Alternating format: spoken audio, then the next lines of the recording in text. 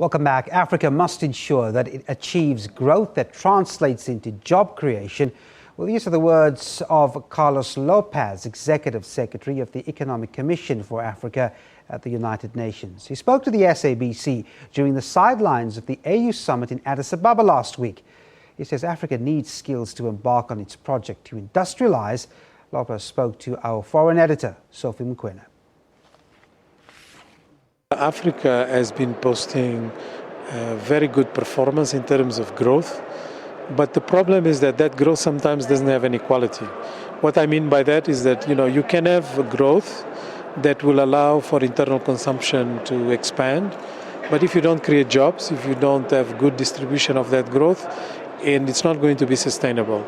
And the other problem that we are facing is that Africa needs to completely transform the structure of its GDP by making sure that agricultural productivity will be higher, by making sure that we have services that are not going to be informal, and also by making sure that we industrialize.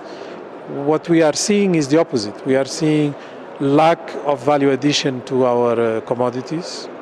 So we export them raw, we don't transform them enough.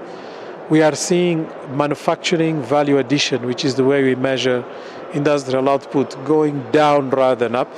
So what does that tell us is that the economy is still very frail, and even if we are seeing a lot of construction, things moving, etc., it's not really going to make us developed and sustainable. So we need to move into transformation. And I think, the blueprints for that is Agenda 2063 that has been adopted by the African Union, and the plan for implementation of Agenda 2063 in the first 10 years has been adopted last year. So now we are in the business of implementation. Do we have the capacity but also the skills in the continent to industrialize? It is true that we need more skills. We need a skills revolution. But if we look into how other countries that have industrialized over the last, let's say, 50 years have done, it's not a question of waiting to have the skills and then you industrialize. We already have enough skills that are not absorbed by the economy. For instance, Africa as a whole has more than half of its population with secondary degree education. And yet, this is more than what is required for certain types of manufacturing jobs.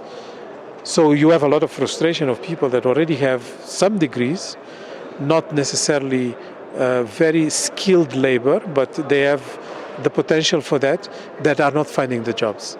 So how do we make sure that our educational systems get more adjusted to the needs of the market? It's very important.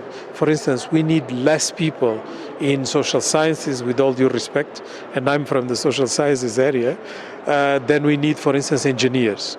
We don't have enough engineers. We have a deficit of about 4 million engineers to be able to industrialize the continent. So it is true that we need to adjust our educational systems. But this being said, to do the kind of things that are being produced in Bangladesh, that are being produced in Thailand, and so on, we are ready. There's nothing that impedes us from starting from that low value chain and then move up the ladder as everybody else has done before. It is true that for countries in Africa that are the most integrated in the global market, like for instance South Africa, they have really quite huge pressure with the various international trends. And the rand has been very much affected, and countries surrounding South Africa, because of the effect of the rand in their economies, like Zambia and Mozambique, are also suffering.